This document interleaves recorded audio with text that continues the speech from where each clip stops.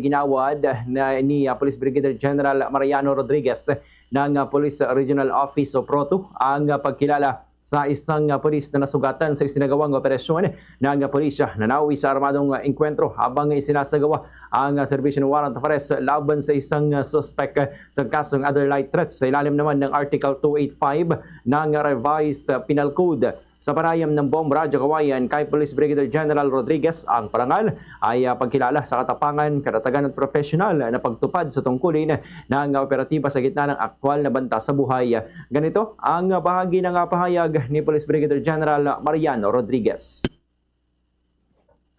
Kanyang medalya or award or reward para sa kanyang katapangan at katapatan sa serbisyo. Naman kasi yung nangyari rito ay service of warrant of arrest. Ibig sabihin, may warrant na yung taong huhulihin. Hindi yung huhulihin para kasuhan. Huwag na silang manlaban. Napakagaan naman ang kaso nung huhulihin eh. So, available naman yun. Pag gano'n, huwag na manlaban kasi mas lalo niya pinapabigat yung kanyang kaso. Katulad niyan, di mas lalo siyang kulong.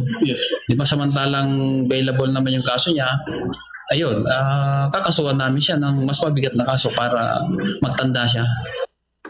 Bandang alas 9:30 ng gabi noong May 2, 2026, isinagawa ng pinagsanib na puwersa ng Nagtipunan Police Station at 2nd Quirino Provincial Mobile Force Company o QPMFC ang operasyon sa Sitio Masug, Barangay Disimungal, Nagtipunan, Quirino upang ipatupad naman ang warrant of arrest laban sa suspect na ay tinago sa alias ng Mario na residente ng naturang lugar. Habang isinasagawa ang tactical approach sa mga operatiba sa target na lokasyon, agad umanong nagpaputok ang suspect gamit ang isang improvised shotgun na nagbunsod ng agarang defensive response fire mula sa mga pulis upang neutralisahin ang bantat maprotektahan ng kanilang buhay. Sa naganap na armadong sagupaan, si Patrolman Jimboy Erang, 36 years old, ng 2nd QPMFC ay nagtamo ng tama ng bala sa kanyang salaysay. Sa panayam ng Bomb Radyo Kawayan, sinabi niya na nakatanggap sila ng impormasyon hinggil sa kinaroroonan ng suspect bago ang operasyon at pagdating sa lugar ay agad silang pinaputukan na nagresulta naman sa kanyang pagkakasugat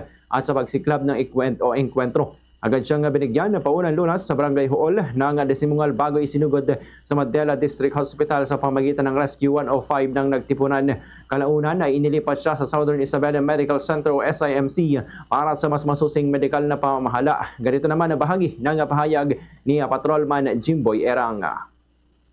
Merong warrant of arrest. Pinuntahan po namin agad yung lugar. At nagkabulagaan na po. Kung dumating kami doon sa buwan ng ilog, bigla na lang po pumutok yung subject na sa dibdib po. Tapos dito sa braso ko po.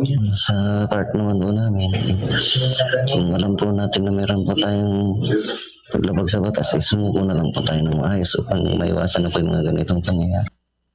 Matapos ng insidente, tumakas ang suspect kasama ang isa pang individual. Agad namang naglunsad ang pulisya ng hot pursuit operation na nagresulta sa kanyang pagkakatakip bandang alas 6:30 ng umaga nitong May 3 sa Sitio Sangbay na kanyang ikalawang pinagtataguan. Ayon sa ulat, nagtamo ng tama ng bala sa kaliwang bahagi ng dibdib ang suspect at agad ding isinailalim sa medical na atensyon.